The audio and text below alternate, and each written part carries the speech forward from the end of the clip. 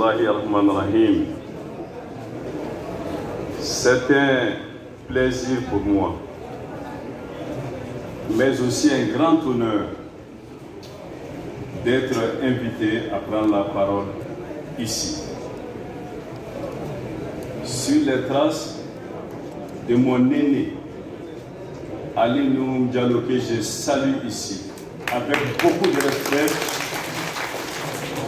Je voudrais commencer par deux mots à l'endroit du parrain. Aujourd'hui, j'ai ma fille qui réside à Abuja. Très souvent, comme tous les grands-pères, je vais rendre visite à mes petits-enfants. De la même façon qu'il s'est occupé du professeur Ali Nouhoum Diallo, il a appris qu'un Malien, Moutagatal vient ici, qui se cache presque, qui ne voit personne, qui n'annonce rien, qui vient incognito, et il a tenu à venir le saluer. Je lui en suis reconnaissant. Je tiens à le saluer ici et à dire, à témoigner de tout le respect, de toute la considération que nos compatriotes, mais aussi au-delà d'Abuja, ont pour lui. Je salue le maire d'Ofala.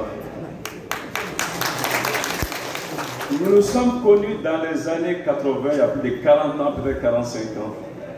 Quand jeune, il venait à Dakar voir ma soeur pour les questions de développement de Soupi. Elle était dans les ONG. Depuis ce moment jusqu'à maintenant, je le vois dans les mêmes activités, c'est important.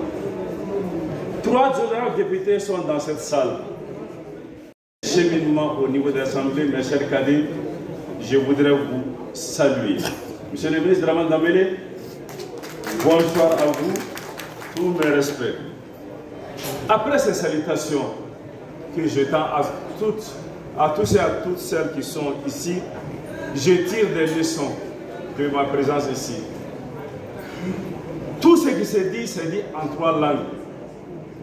Le Mali est pluriel.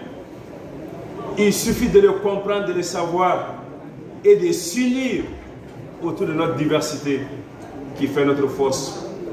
Ce qui se passe ici aujourd'hui, si on le porte à l'échelle du Mali, je pense que nous en sortirons très facilement. Mais une deuxième leçon, c'est la volonté de se prendre en charge soi-même, de ne pas attendre l'État ou les ONG pour dire travaillons sur nos barrages, travaillons sur les causes de l'inondation, travaillons pour notre autosuffisance. Minyerabi, Abisoma Samabo. Alaka Barga Douaka Tona.